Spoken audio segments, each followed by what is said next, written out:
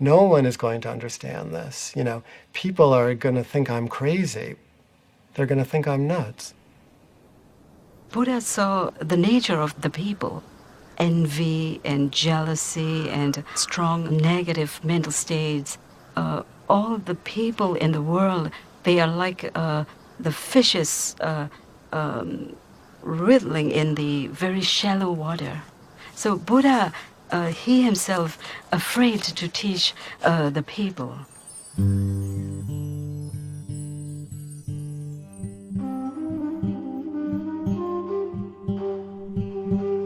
The myth is that a god comes to the Buddha. Brahma comes on his knees and says, please, we need you. Why don't you try talking about what you just understood? Because the world needs it. The gods need it and the men need it, People need it. And then Buddha decided to give his teachings. Because of a great compassion, it's not an ordinary compassion.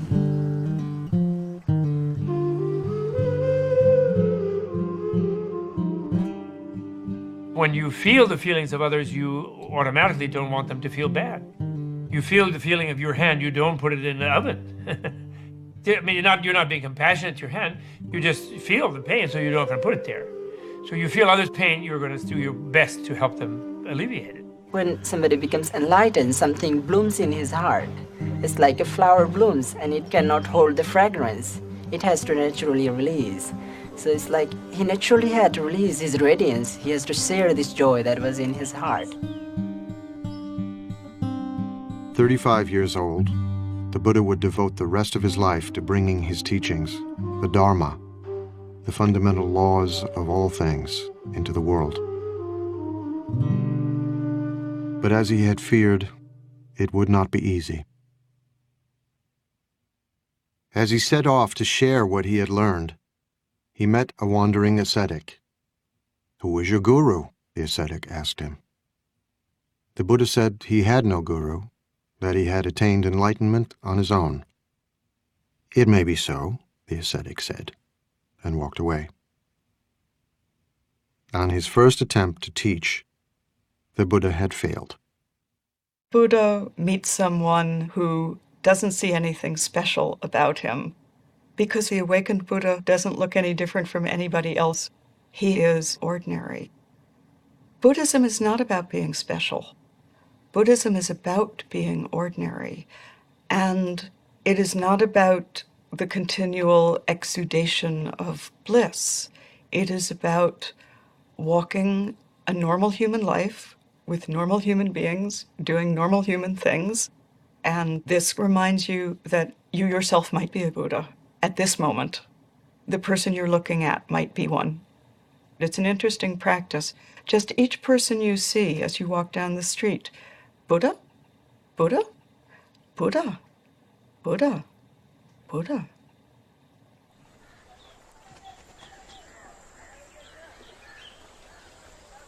From Bodh Gaya, the Buddha walked west nearly 200 miles and crossed the Ganges River. He was still searching for a way to explain to others what he feared was unexplainable, the path to the enlightenment he himself had experienced.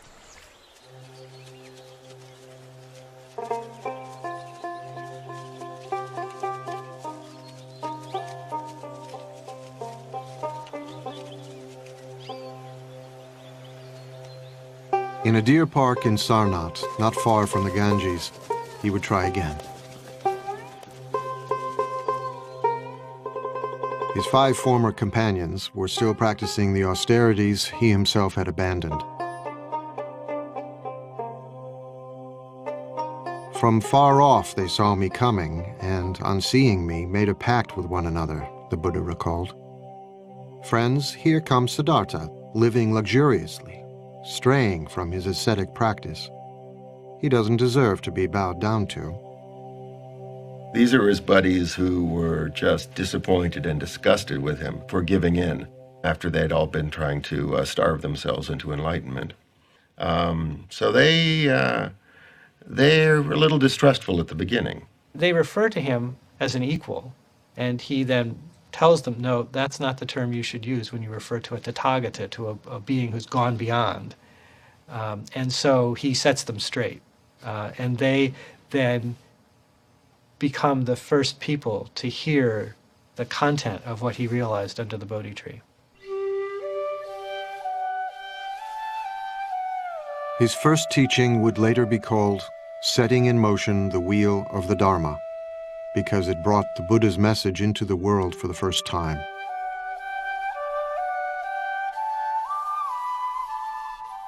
He did not propound a dogma. Instead, he spoke from his own experience, out of his own heart.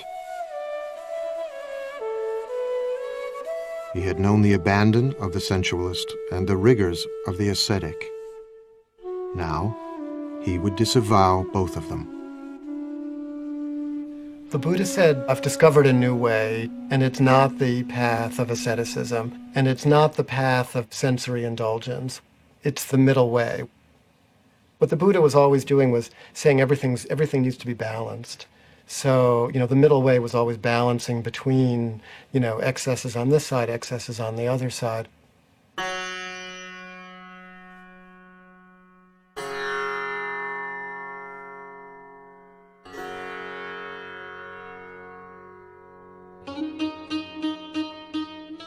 Fair goes the dancing when the sitar is tuned. Tune us the sitar neither high nor low, and we will dance away the hearts of men.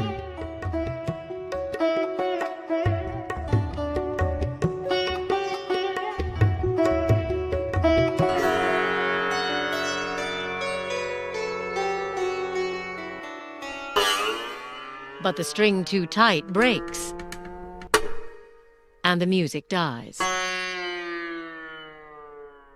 The string too slack has no sound, and the music dies. There is a middle way. Tune us the sitar neither low nor high, and we will dance away the hearts of men.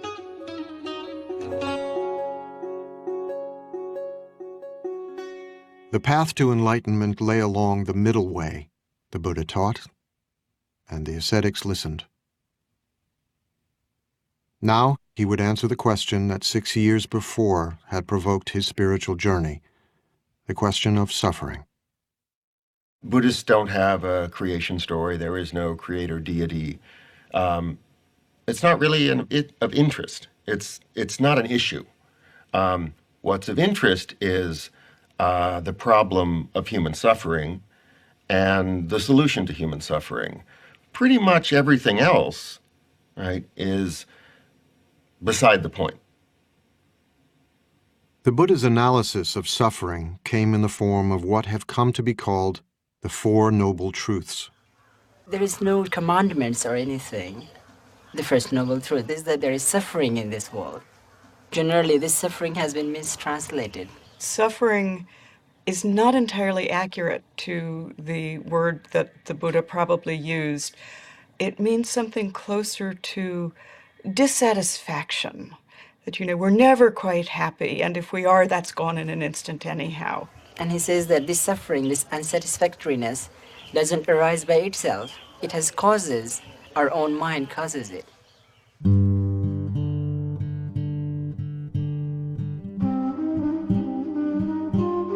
While the second noble truth asserts that suffering has a cause, the third noble truth makes an astonishing claim. You really can be free of suffering by understanding the cause of suffering. Nobody tells you that. And so that was a huge announcement. The problem, Buddha taught, is desire. How to live with the confused and entangling desires of our own minds.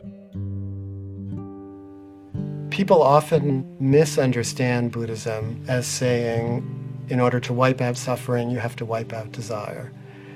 If that was what the Buddha was saying, then where does the desire for enlightenment fit in? The Buddha is saying, be smart about your desires. Desire must be there. Without desire, how can lead our life? Without desire, how can I achieve Buddhahood? Strong desire to become Buddha. But desire to harmful, that bad. With the fourth and final noble truth, the Buddha laid out a series of instructions for his disciples to follow, a way of leading the mind to enlightenment called the Noble Eightfold Path, the cultivation of moral discipline, mindfulness, and wisdom. They are, as I like to think of them, a set of possible recipes that you can try on your own life and see which one makes the best soup. The Buddha didn't speak for long, but when he was finished, the 5 skeptical ascetics had been won over. They became his first disciples. Word quickly spread of the sage teaching in the deer park at Sarnath. Hundreds came to hear him and became disciples too. Many were wealthy merchants or their sons, living just 5 miles away in a thriving trading center on the Ganges, the holy city of Benares.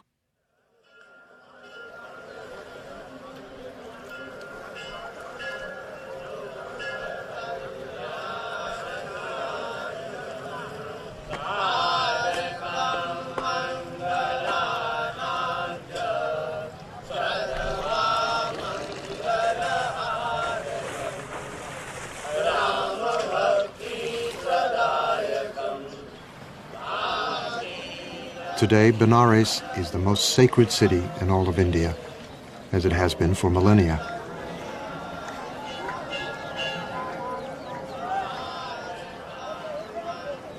Even before the time of the Buddha, pilgrims came here to worship their gods and bathe in the holy river of heaven.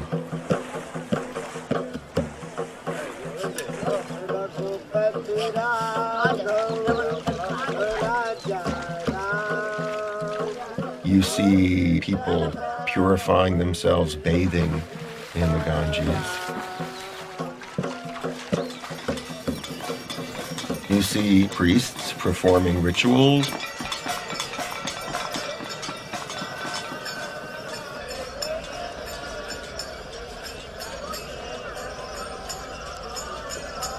You see corpses, because that's the best place to end one's life. So you see going on there a great range of religious activity, and much of it of the type that does go back to the Buddha's time.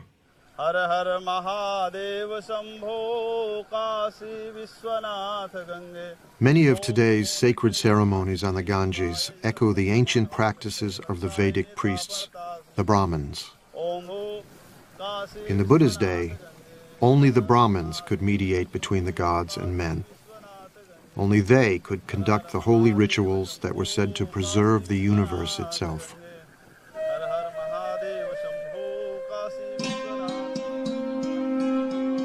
The Brahmin priests stood at the pinnacle of a rigid social hierarchy, a sacred system of caste. Beneath them were the warriors, the caste to which the Buddha belonged. Below them were farmers. At the bottom were the servants, and still lower, outcasts. Those social groups are not merely social conventions, but rather they're hardwired into the nature of the universe. You're supposed to stay in that group, and the survival of society depends upon your continuing to perform the function associated with that social status. Caste was irrelevant to the Buddha. So were priestly rituals to preserve the universe. His teachings focused on the universe within. The Buddha said you could be from any caste. What makes you noble is if you understand reality. You know, if you're a good person, if you're a wise person, then you're noble.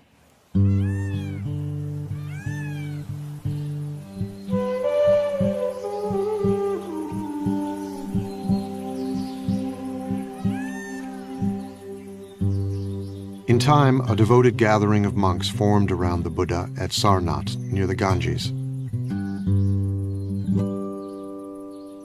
broken stones and fallen pillars mark what remains of what grew to be a vibrant monastic community, the Sangha.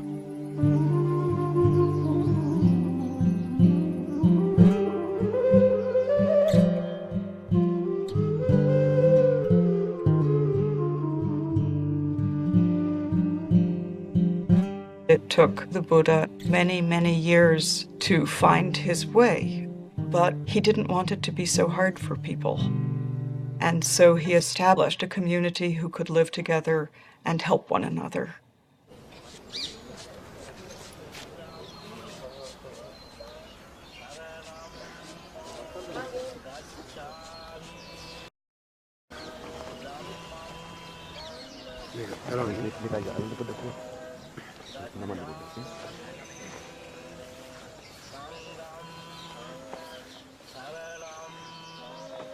In a ceremony evoking the beginning of the Buddha's own spiritual journey, fledgling monks of all ages say goodbye to their families and homes and join the Sangha.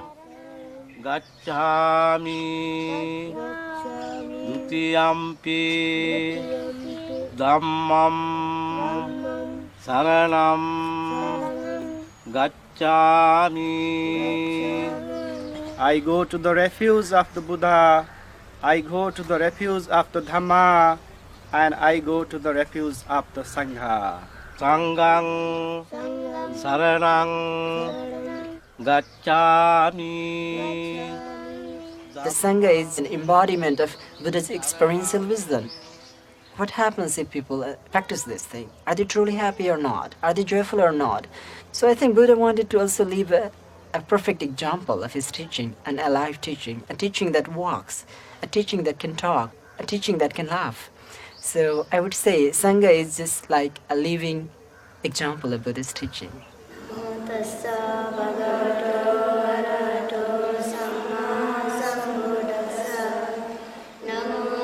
The first Sangha was a radical institution, open to people of every caste and remarkable for the times in which the Buddha lived, to both men and women. The Buddha was part of a culture deeply suspicious of women.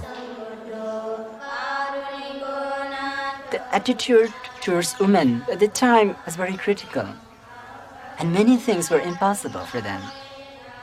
So that was a very revolutionary thing to do that in that times of India.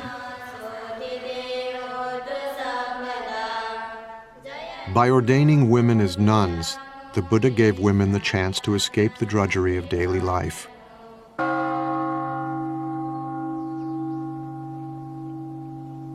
Life was so hard for most women that entering the Sangha was a liberation, as we know from their ecstatic, heart-rending poems.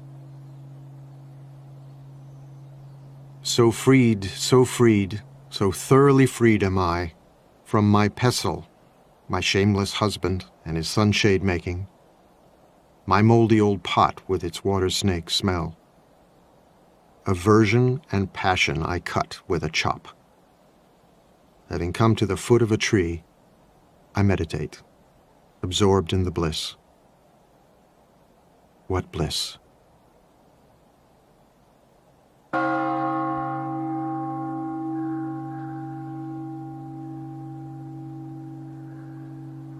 Bliss, nirvana, the Buddha taught, could be found in the fleeting moment through the practice of meditation. The Buddha showed his followers how to come to terms with their own roiling thoughts and desires by paying attention to them, by becoming aware, becoming mindful. As an ancient poem counsels, like an archer, an arrow, the wise man steadies his trembling mind, a fickle and restless weapon. Many times our mind is not peaceful enough. So we realize that perhaps we need to understand more about mind itself and how to balance the emotions, how to balance our mind and try to cultivate more happiness. The difficulties come from within. One experiences unexpected things from one's mind. Most dangerous skeptical doubts. Doubts about oneself, doubts about the Buddha. Physical is we can get from from the food and from the supplement of vitamins and and for the mind, this is the only way we have to. Only medicine.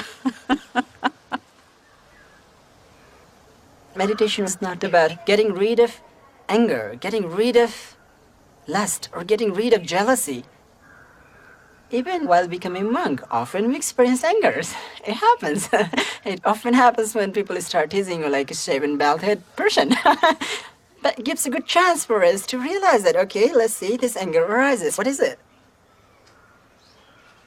What most often happens in our ordinary life is that whenever we experience these emotions, we get stuck into it. It starts twisting us. But Buddhism is going through inside it and getting out of it peacefully. And I think that gives us more joy. And that makes human life more full, more around. It's not like we are not living in partial truth, but it's like whole of things together. It takes time to comprehend this. And then, by practicing again and again, the practitioner becomes very balanced, and one reaches a state of very strong equanimity. Equanimity towards the physical and mental objects. And this is the base camp for the summit. Enlightenment.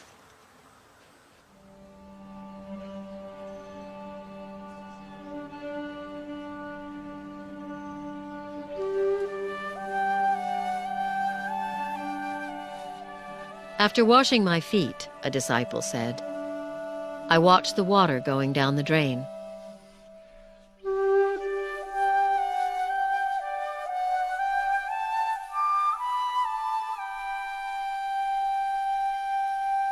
I am calm. I control my mind like a noble thoroughbred horse.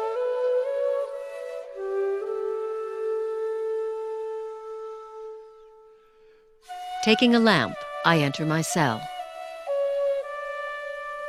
Thinking of sleep, I sit on my bed. I touch the wick, the lamp goes out. Nirvana.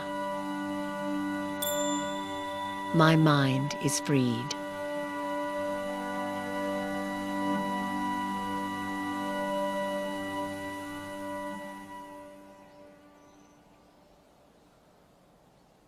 The mind is as restless as a monkey, the Buddha taught. Who you are, what you think of as yourself, is constantly changing.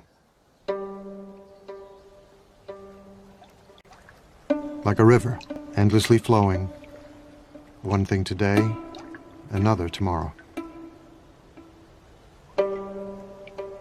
There's water in a river, then there's water in a glass, and then the water is back in the air, and then it's back in the river. The water's there, but what is it? That's a way to think about the self in Buddhism. One moment you're angry, the next moment you're laughing. Who are you?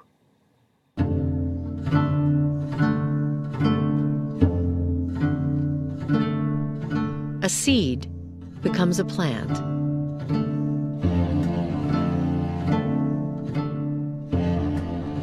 Wisps of grass are spun into a rope.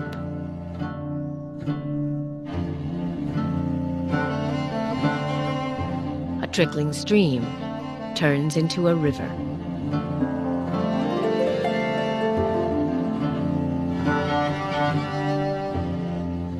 The self comes and the self goes. Simply notice how from one moment to another, yourself is actually not as much the same as we think it is. What the Buddha realizes is that if we can get rid of this fundamental misunderstanding of the nature of the self based on egotism, we won't cling to things, we won't screw up everything we do because we're thinking about it in the wrong way. Once you stop centering your feelings about your feelings on yourself, what naturally arises is simple compassion. Compassion for your own suffering, compassion for the suffering of others. Even the most abstract of the Buddha's teachings had a practical, ethical dimension. Compassion, the Buddha taught, comes from understanding impermanence, transience, flow, how one thing passes into another, how everything and everyone is connected. When this is, that is. From the arising of this comes the arising of that. When this isn't, that isn't. From the cessation of this comes the cessation of that.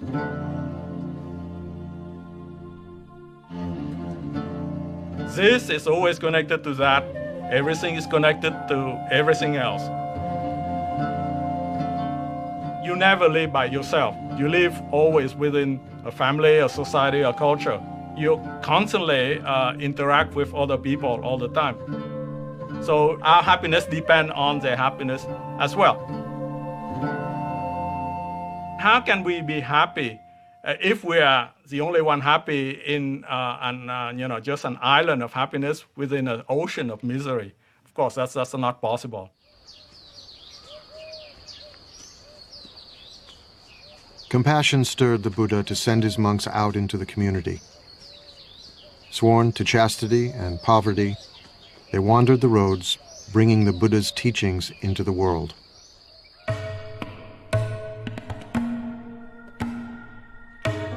Go forth, monks, for the happiness of the many, out of compassion for the world.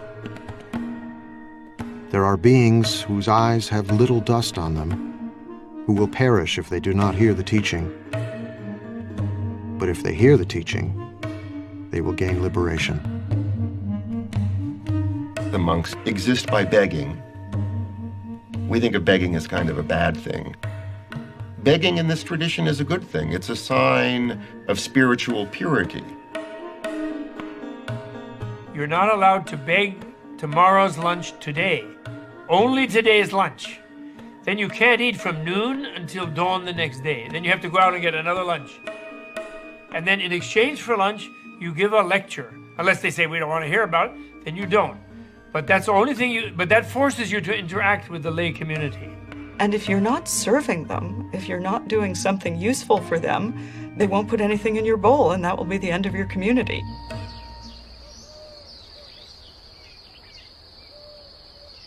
The Buddha himself wandered across northeast India, teaching and gathering new disciples everywhere he went.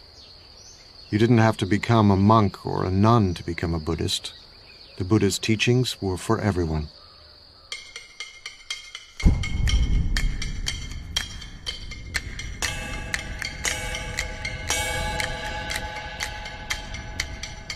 Everything is burning.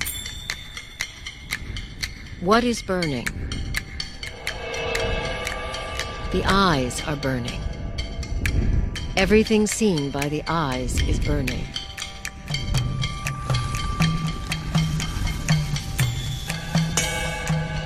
The ears are burning. What is burning? Everything heard by the ears is burning.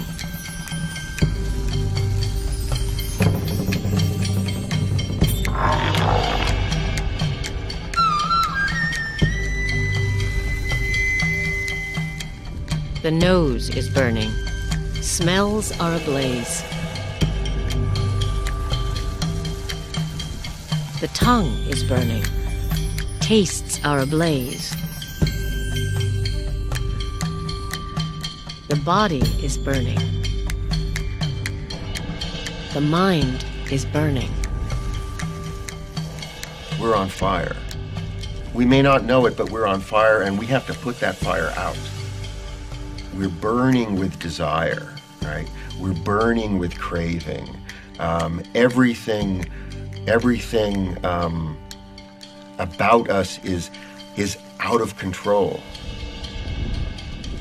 The Buddha goes on to talk about the three poisons: greed and anger and ignorance, and how the three poisons are what is making the fire.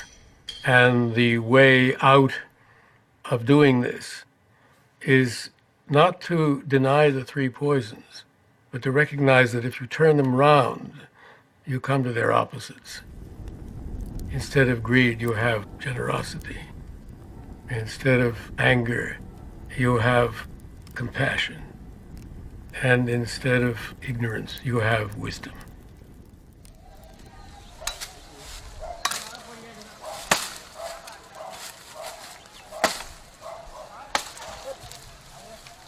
I can give my teachings in brief, the Buddha said. I can teach in detail. It is those who understand that are hard to find. There are stories of people coming to the Buddha and saying, I am leaving your teaching because you have not told me about whether there is a life after death or whether there is another world. And the Buddha says, did I ever say that I would give you the answer to these things? No, Lord, you didn't. Why do you think that I never said that I would give you the answer to these things? Because these are not the things that you need to know. The thing that you need to know is how to deal with suffering. Because at this very moment, what made you ask that question was suffering. The Buddha was, above all, a pragmatist. He did not expect his followers to agree with everything he said. He encouraged them to debate and argue, to challenge him. Buddhists say, my follower should not accept my teaching out of devotion, but rather your own experiment. Even Buddha himself, in order to get final enlightenment, need hard work. So investigate based on reason, through logical investigation. If something contradicts in the Buddha's own word, then we have the right to reject that. As the Buddha gathered more and more followers, stories spread of his miracles, which mixed the marvelous with the mundane. One story tells how 500 pieces of firewood split at the Buddha's command.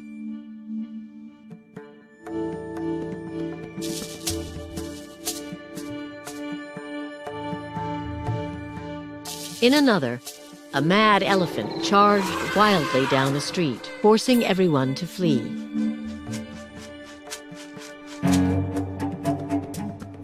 Only the Buddha remained, quietly waiting. The elephant, overcome by the Buddha's radiant kindness, knelt before him, and the Buddha patted his leathery trunk. What is the meaning of miracle? Miracle is something unexpected. I think 100 years ago, jumbo jets or some of these really computers or these, I think in their eye, this is something miracle. Because miracle is something cannot understand. So now, I think within this century, we may find some new ideas or new facts. So far, we spend all our energy and time for research on matter, not internal world. This skull, small space, but a lot of mysterious things still there. The great field of knowledge is as tiny as the Earth is in the universe. I mean, it's a speck. And the universe is what we don't know. And it will always be that way. However much we find out, it will still be that way.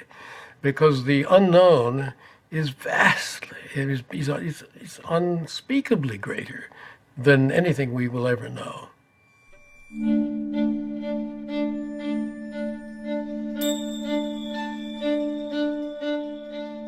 In one of the most storied miracles, The Buddha strode on a jeweled walkway suspended in mid-air, while streams of water spouted and flames flashed from his body, shooting out to the very edge of the universe.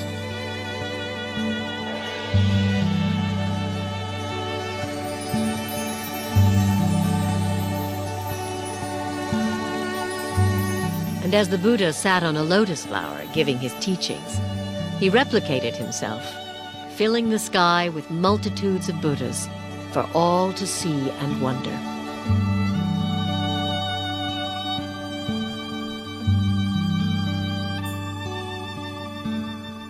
Do we believe that literally? Does it matter whether we believe it literally? What many of those miraculous stories are about is the sheer wonder of it all. The very fact that the whole of unknown time and space has led to this very moment when we're sitting here talking to, when we are sitting here talking to each other, is utterly miraculous. Sitting here in a room, having had a cup of coffee, having taken it out of a beautiful blue and white porcelain mug, what could be more miraculous than that? Everyday life around us is already so implausible and so glorious that what need for further miracles? And that's the teaching of the Buddha. That's the miraculous teaching of the Buddha.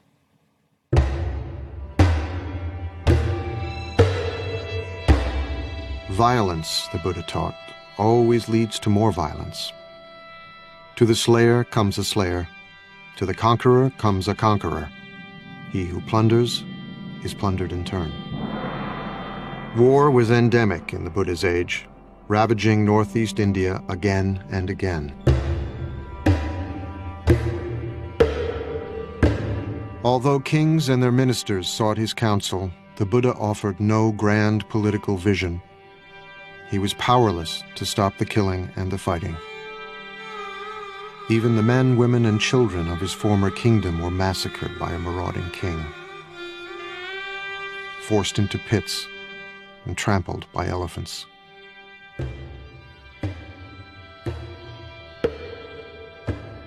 It was said that the Buddha received the news in silence. Hundreds of them killed. So that day, Buddha was sad. Buddha's a human being. So he acted like a human being. So sometimes he also, they fail. He failed to perform miracle. The Buddha failed, but we as the Buddha fail constantly. And part of our suffering is our failure, our recognition of our failure. Buddhism doesn't argue with reality. There will always be both the potential for awakening in any moment and the potential for incredible damage at any moment. And if we fool ourselves into thinking we're past that, we will do incredible damage. Change, the Buddha said, must come from within. The Buddha starts always with the mind and talks about the violence in the mind and says that violence in the world is a result of violence in the mind. A tree lives on its roots. If you change the root, you change the tree. Culture lives in human beings. If you change the human heart, the culture will follow.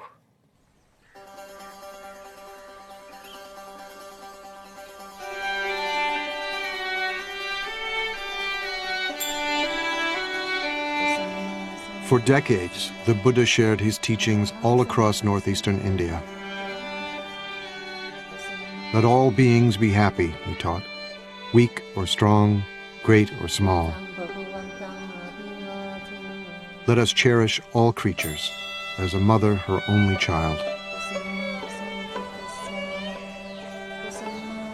Barefoot in his robes, he was still walking the roads when he was 80, but old age was upon him. His back hurt, his stomach was often in pain. I am old, worn out, he told a trusted disciple, like a dilapidated cart held together with thin straps. The world is so sweet, he said, that he could understand wanting to live for at least another century. But he was frail and exhausted.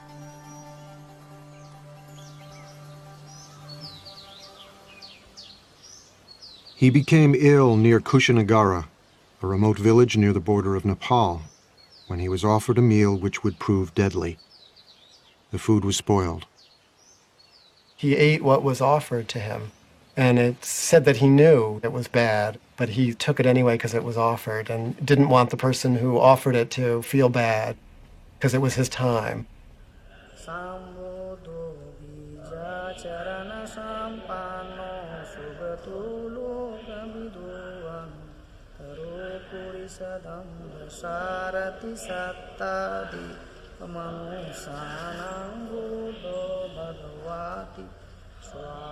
Today, Kushinagara is revered by pilgrims as the place where the Buddha finally left the world.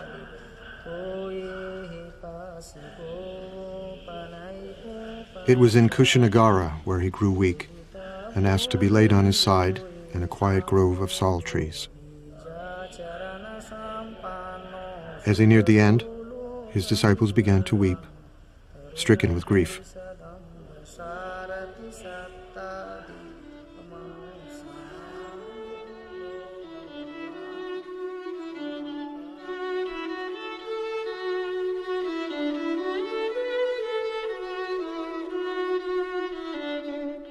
But the Buddha reassured them. All things change, he said. Whatever is born is subject to decay. He's saying this is a natural process. He tells his disciples, use this time, use the energy here, even this, for your own awakening. So he used even his own death and their sadness as a time to remind them of what their real task was.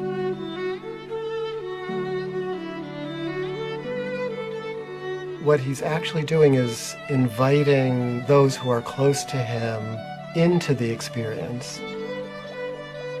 I don't think the Buddha's teaching in any way argues against grief or sadness or loss. The teachings, if they make any sense, have to make sense in ordinary circumstances, in ordinary lives. And in ordinary lives, we grieve when we lose. We grieve. When it hurts, we say, ouch.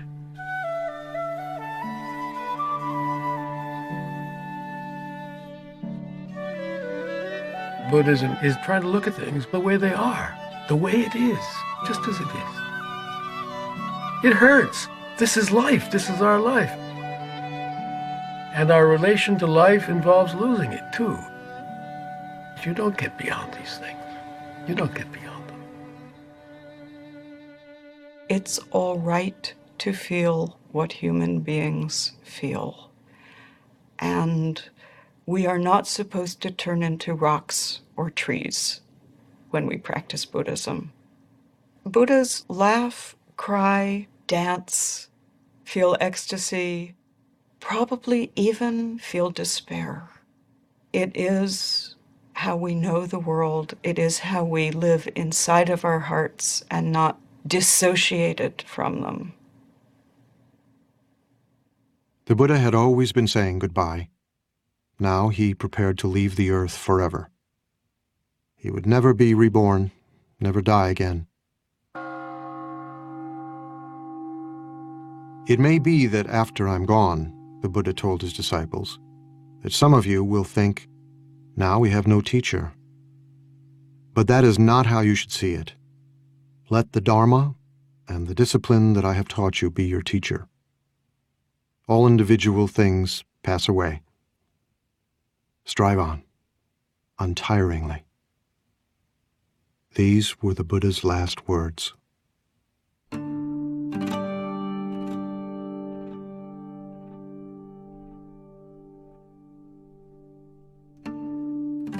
The Buddha died peacefully.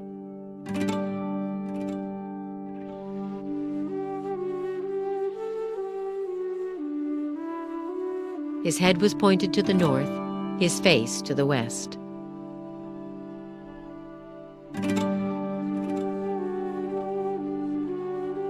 The stories tell how the earth shook, and the trees suddenly burst into bloom.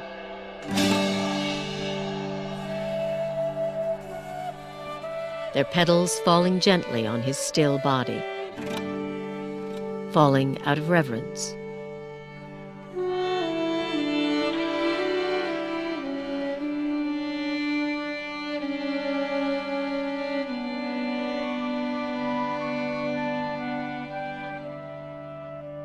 Divine coral flowers and divine sandalwood powders fell from above on the Buddha's body, out of reverence.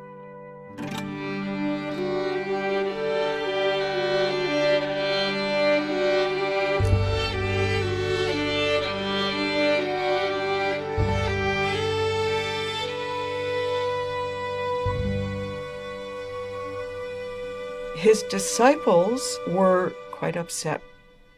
What are we going to do without our teacher? We will be lost without our teacher. But his instruction was so simple and so clear. I am not your light. I am not your authority. You've been with me a long time now. Be your own light.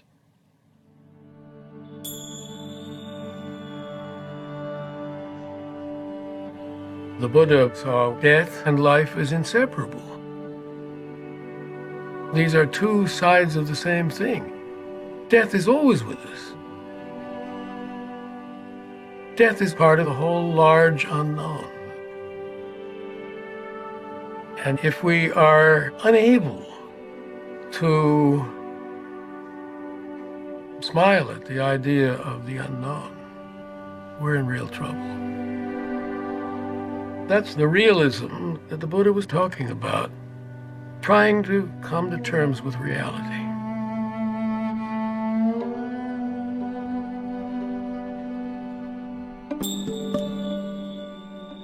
When he was 29 and still Prince Siddhartha, the Buddha had left his wife, child, and family to try and understand the nature of suffering.